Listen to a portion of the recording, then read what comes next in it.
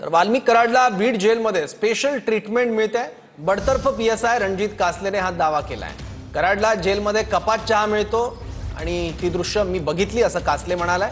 वाल्मिक कराडला तुरुंगात चपात्या देखील यायच्या असंही कासले म्हणाले। मला बीड जेलमध्ये ठेवण्यात आलं होतं तेव्हा हे कळालं असल्याचं कासले म्हणाले। आपल्या बीडमध्ये सब जेल आहे, त्या ठिकाणी मी गेल्यानंतर पहिल्यांदा गेल्याच विचारलं वाल्मिक कराड कुठे आहे, तर मला सांगितलं वाल्मिक कराड या ठिकाणी आहे काही लोकांनी।